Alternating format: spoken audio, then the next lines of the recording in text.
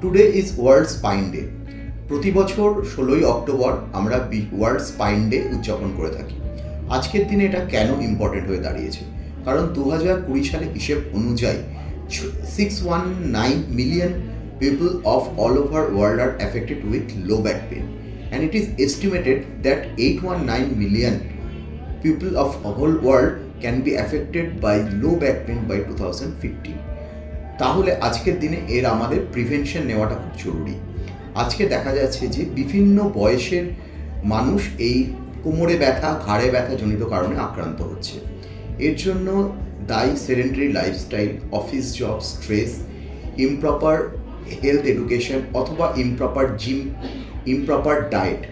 তাহলে যদি আমরা এর জন্য সচেতনতামূলক বিভিন্ন অভিযান করি, রেগুলার স্পাইন স্ক্রিনিং করানো যায়, যাতে বোন মাস ডেন্সিটি, ক্লিনিক্যাল প্রপার এক্সামিনেশন এবং পর্যাপ্ত রেডিওলজিক্যাল ইভ্যালুয়েশন যদি করানো হয়, এবং মানুষ যদি সচেতনভাবে পরিমিত আহার, প্রপার ক্যালসিয়াম রিচ ডায়েট, তার সাথে পর্যাপ্ত এক্সারসাইজ করি আমরা, তাহলে এই লো ব্যাক পেন বা নেক পেন এই জাতীয় রোগ থেকে আমরা অনেকটাই দূরে থাকতে পারব।